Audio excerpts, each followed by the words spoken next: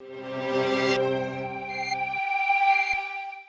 हो अगर मैं आपको बताऊं कि छत्तीसगढ़ में कभी ऐसा चावल उगता था जो सिर्फ पेट नहीं भरता था बल्कि लोगों की सेहत का भी ख्याल रखता था। क्या हो अगर एक धान की बाली में दो दो दाने निकले और उसका नाम राम लक्ष्मण पड़ जाए।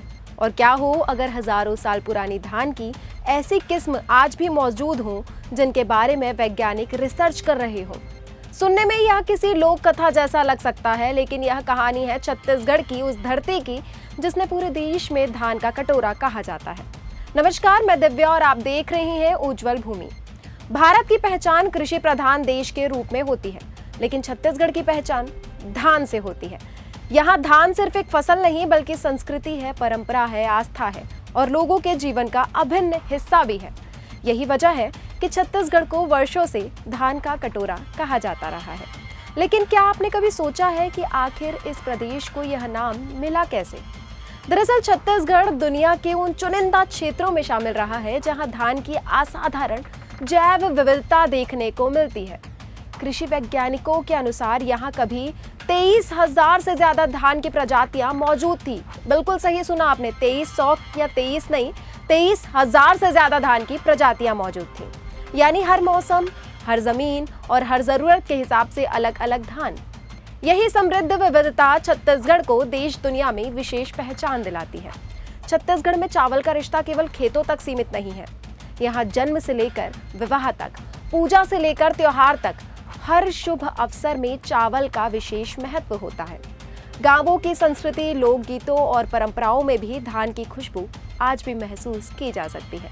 यहाँ के लोगों के लिए चावल सिर्फ भोजन नहीं है बल्कि समृद्धि और खुशहाली का प्रतीक है। अब बात करते हैं उन खास धान किस्मों की जिन्होंने छत्तीसगढ़ को और भी अनोखा बनाया है। इनमें सबसे चर्चित है राम लक्ष्मण धान। इसकी सबसे बड़ी खासियत यह है कि एक ही आवरण में दो दाने विकसित होते हैं। यही वजह है कि किसानों ने इसका नाम राम और लक्ष्मण के नाम पर रखा है।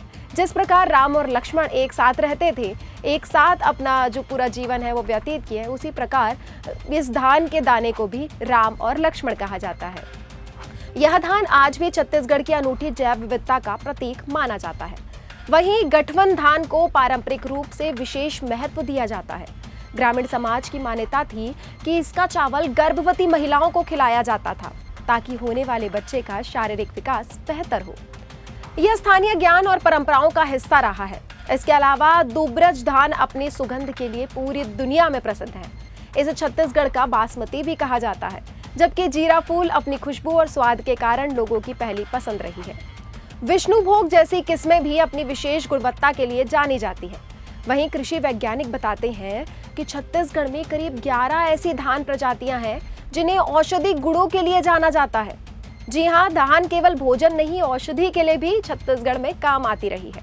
ग्रामीण क्षेत्रों में कई किस्मों के चावल का माड़ यानी स्टार्च युक्त पानी ताकत बढ़ाने और शरीर की रोग प्रतिरोधक क्षमता मजबूत करने के लिए इस्तेमाल किया जाता था। जब गांवों तक आधुनिक चिकित्सा सुविधा नहीं पहुंचती थी, तब लोग प्रकृति और खेती से जुड़े इस पारंपरिक ज्ञान पर भरोसा करते थे। कुछ दुर्लभ धान प्रजातियों को लेकर वैज्ञानिक शोध भी जारी है। माना जाता है कि इनमें ऐसे जैविक तत्व मौजूद हो सकते हैं जिनका स्वास्थ्य से क्षेत्र में विशेष महत्व हो।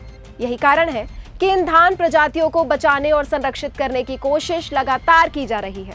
इंदिरा गांधी कृषि विश्वविद्यालय आज इन विलुप्त होती धान किस्मों को सहेजने का काम कर रहा है। वैज्ञानिक गांव-गांव जाकर किसानों के बीज एकत्र कर रहे हैं और उनके जर्म प्लाज्म को संरक्षित कर रहे हैं ताकि आने वाली पीढ़ियां इस धरोहर से परिचित हो सके। छत्तीसगढ़ के धान उत्पादन में धमतरी जैसे जिलों का भी बड़ा योगदान है। यहाँ साल में 2 बार धान की खेती होती है। आदिवासी समुदाय और किसान पीढ़ियों से इस परंपरा को आगे बढ़ा रहे हैं। खेती के हर चरण में महिलाओं की भागीदारी इस कृषि व्यवस्था की सबसे बड़ी ताकत मानी जाती है। हालांकि बदलते समय के साथ तस्वीर बदल रही है। आधुनिक खेती और व्यावसायिक किस्मों के बढ़ते चलन के कारण हजारों पारंपरिक धान प्रजातियां धीरे धीरे गायब होती जा रही है। जो किस्म कभी गांव-गांव में बोई जाती थी, वे आज शोध केंद्रों और बीज बैंकों तक सीमित होती जा रही है। लेकिन उम्मीद अभी बाकी है। वैज्ञानिक, किसान और कृषि संस्थान मिलकर इस विरासत को बचाने में जुटे हैं, क्योंकि ये केवल बीज नहीं है बल्कि छत्तीसगढ़ की पहचान, इतिहास और संस्कृति की जीवित धरोहर है। तो अगली बार जब आप किसी थाली में चावल देखें या किसी खेत में लहलहाती धान की फसल देखें तो याद रखिएगा कि यह सिर्फ अनाज नहीं है, इसके पीछे हजारों वर्षों का इतिहास, परंपरा, विज्ञान और संस्कृति भी छिपी हुई है। और शायद यही वजह है कि छत्तीसगढ़ को सिर्फ धान उत्पादन वाला राज्य नहीं बल्कि भारत का असली धान का कटोरा कहा जाता है। आपको यह जानकारी कैसी लगी? कमेंट कर अपनी राय जरूर बताएं। वीडियो पसंद आया हो तो लाइक और शेयर करें और हमें सब्सक्राइब अवश्य कर ले ताकि फिर दोबारा हो सके आपसे मुलाकात नए विषय के साथ। तब तक बने रहे उज्जवल भूमि के साथ। धन्यवाद।